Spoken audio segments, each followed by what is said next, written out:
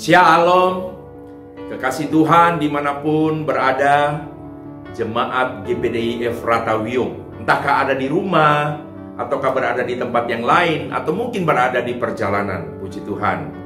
Nah, kesempatan ini, Papi mau menyampaikan sesuatu sehubungan dengan situasi yang tengah kita hadapi hari-hari ini. Kalau boleh Papi berkata, situasi yang ada sekarang itu sangat menunjang untuk seseorang itu bisa mengalami takut, bisa mengalami khawatir, bisa mengalami bimbang, cemas. Bahkan tidak menutup kemungkinan ada di antara kita yang mungkin mulai ragu akan pertolongan Tuhan. Nah, kesempatan ini Papi ingin menyampaikan sedikit kebenaran firman Tuhan, berbicara tentang jaminan Tuhan bagi hidup orang benar. Jaminan Tuhan bagi hidup orang benar. Tujuan disampaikannya sedikit bagian firman Tuhan ini adalah supaya bagi jemaat Tuhan yang hari-hari ini mungkin sedang mengalami takut, bimbang, cemas, khawatir, bahkan mungkin mulai ragu, bisa diteguhkan kembali untuk percaya bahwa Yesus adalah penolong kita yang setia. Puji Tuhan. Di dalam Alkitab ada bagian firman yang sering kali dipakai oleh orang-orang. Karena Papi sering melayani di berbagai tempat, maka yang Papi sering dengar ada worship leader yang menggunakan ayat ini. Di dalam Mazmur pasal 91 ada panjang di sini, tetapi ini perlu saya bacakan. Ya, di dalam Mazmur 91 ayat 3 sampai ke 16. Bunyinya begini, saya baca dengan cepat saja ya. Sungguh dialah yang akan melepaskan engkau dari jerat penangkap burung, dari penyakit sampar yang busuk. Dengan kepaknya ia akan menudungi engkau. Di bawah sayapnya engkau akan berlindung. Kesetiaannya ialah perisai dan pagar tembok. Engkau tak usah takut terhadap kedahsyatan malam, terhadap panah yang terbang di waktu siang, terhadap penyakit sampar yang berjalan di dalam gelap, terhadap penyakit menular yang mengamuk di waktu petang. Walau 1000 orang rebah di sisimu dan 10.000 di sebelah kananmu, tetapi itu tidak akan menimpamu. Engkau hanya menontonnya dengan matamu sendiri dan melihat pembalasan terhadap orang-orang fasik. Sebab Tuhan ialah tempat perlindunganmu. Yang maha tinggi telah kau buat tempat perteduhanmu. Malapetaka tidak akan menimpa kamu, dan tulah tidak akan mendekat kepada kemahmu. Sebab malaikat-malaikatnya akan diperintahkannya kepadamu untuk menjaga engkau di segala jalanmu. Mereka akan menatang engkau di atas tangannya, supaya kakimu jangan terantuk kepada batu. Singa dan ular tedung akan kau langkahi. Engkau akan menginjak anak singa dan ular naga. Sungguh hatinya melekat kepadaku, maka aku akan meluputkannya. Aku akan membentenginya, sebab ia mengenal namaku. Ia berseru kepadaku, apabila ia berseru kepadaku, aku akan menjawab. Aku akan menyertai dia dalam kesesakan. Aku akan meluputkannya dan memuliakannya. Diakhiri dengan kalimat ayat yang berkata, dengan panjang umur akan kukenyangkan dia, dan akan kuperlihatkan kepadanya keselamatan daripadaku. Nah, saudara yang saya kasihi di dalam Tuhan, bagian firman inilah yang seringkali dipakai oleh orang-orang tertentu, dan di dalamnya mereka mengklaim janji Tuhan, bahwa Tuhan pasti melindungi, Tuhan pasti menjaga. Seperti kalimat yang berkata, walau 1000 di sisimu, yang 10.000 di sisi kanan, maksudnya di sisi yang satu berarti sebelah kiri, 1000 orang sebelah kiri, 10.000 sebelah kanan katanya. Itu tidak akan menimpa kita. Kita hanya menonton dengan mata kita sendiri. Nah, pertanyaannya sekarang, yang terjadi hari-hari ini, justru anak-anak Tuhan juga mengalami. Ya, jadi kalau dikatakan di sini, kalau kita perhatikan kalimat di situ, orang percaya tidak akan tersentuh.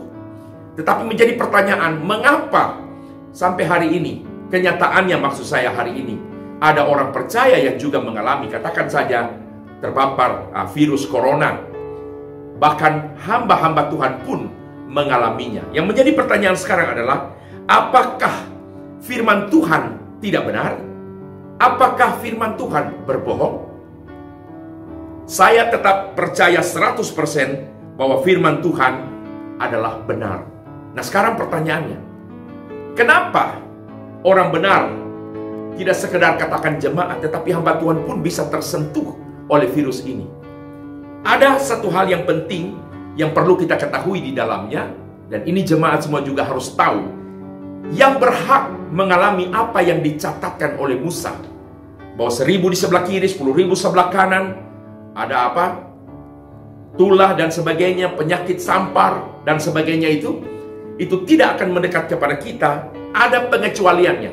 Yang ayat pertama dan kedua berkata begini, orang yang duduk dalam lindungan yang maha tinggi dan bermalam dalam naungan yang maha kuasa akan berkata kepada Tuhan, tempat perlindunganku dan kubu pertahananku, Allahku yang kupercaya.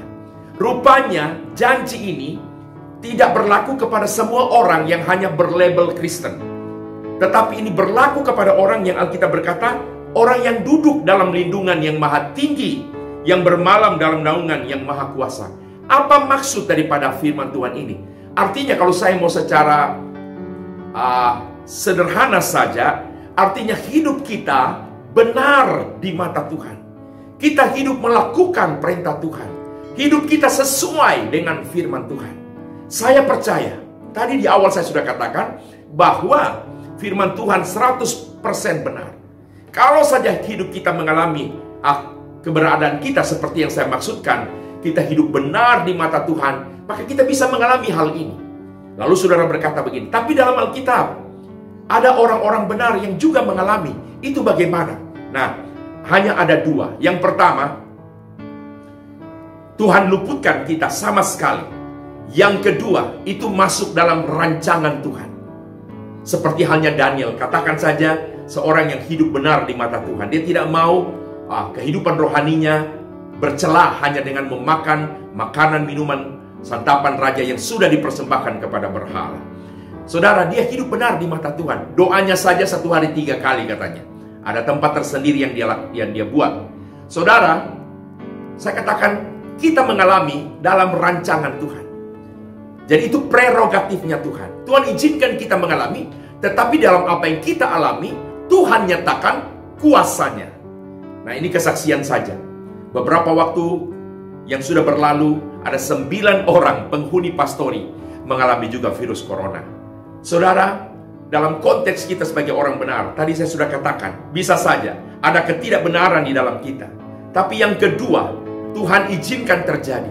Tetapi di dalamnya, Tuhan nyatakan kuasanya. Dan puji Tuhan, oleh anugerah Tuhan, semua yang sempat terpapar virus corona sudah dipulihkan oleh Tuhan. Haleluya, puji Tuhan. Kemudian di dalam Mazmur pasal 1 ayat 1 dan 2, siapa yang berhak mengalami janji dalam Mazmur 91 tadi? Kalau menurut Mazmur 1 ayat 1 dan 2, berbahagialah orang yang tidak berjalan menurut nasihat orang fasik, yang tidak berdiri di jalan orang berdosa, dan yang tidak duduk dalam kumpulan pencemooh, tetapi yang kesukaannya ialah Taurat Tuhan, dan yang merenungkan Taurat itu siang dan malam. Kembali kita diteguhkan dari apa yang saya katakan tadi.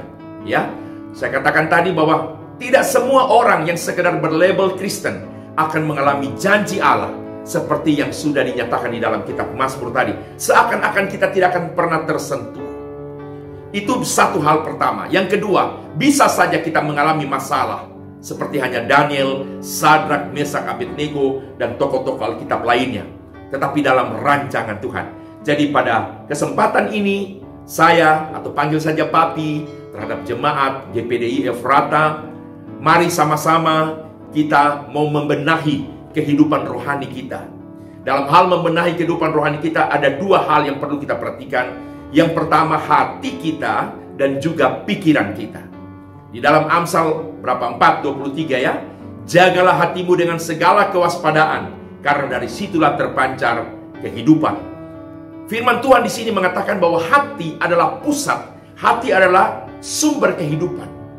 Bagaimana hati, itulah yang akan terekspresi keluar. Hati baik yang akan muncul dalam perbuatan, tutur kata, sikap, tingkah laku kita pasti baik.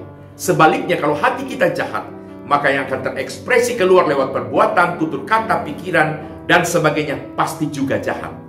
Nah, kemudian pikiran. Dalam Filipi 4 ayat 8 ada 8 hal di situ, saya tidak bisa mengurut. Dikatakan Pikirkanlah semuanya itu, hal-hal yang baik, yang benar, yang mulia, patut dipuji, dan sebagainya. Ada 8 poin di situ. Nah, jadi 2 hal yang perlu kita perhatikan, hati dan pikiran kita, dalam hal kita memperhatikan kehidupan rohani kita. Saya yakin, saya percaya, kita akan mengalami janji Allah, bahwa kita akan terluput daripada bencana, kita bisa terluput dari apa yang dikatakan dalam Mazmur, ada penyakit sampar dan sebagainya seperti yang sekarang sedang berlangsung, virus corona. Kita bisa terhindar dari itu semua. Tapi hal yang kedua, bisa saja kita mengalaminya, tetapi ada rancangan Tuhan di dalamnya. Artinya kita bisa mengalami hal itu, tetapi pertolongan Tuhan akan pasti menjadi nyata. Papi kira cukup saja sampai sedemikian. Percayalah bahwa situasi ini tidak akan terus berlanjut. Tidak pernah ada satu situasi buruk yang terus berlanjut buruk, tapi pada akhirnya semua berhenti juga. 1918 kalau tidak salah, di Barcelona, ya, di Spanyol maksud saya, Barcelona. Di Spanyol itu pernah ada virus serupa, dan banyak ratusan ribu, juta bahkan ya, jutaan yang meninggal pada waktu itu. Tetapi dikatakan juga pada akhirnya virus itu berhenti, selesai. Nah, kita berdoa kepada Tuhan dan mohon kekuatan daripada Tuhan lewat Roh Kudus tentunya, supaya hidup kita bisa selalu berada di jalan Tuhan. Kuncinya hanya ada di situ. Jadi baik hati dan pikiran kita mulai benahi sekarang, ya. Tuhan Yesus menolong kita semua. Puji Tuhan, haleluya. Tuhan Yesus memberkati.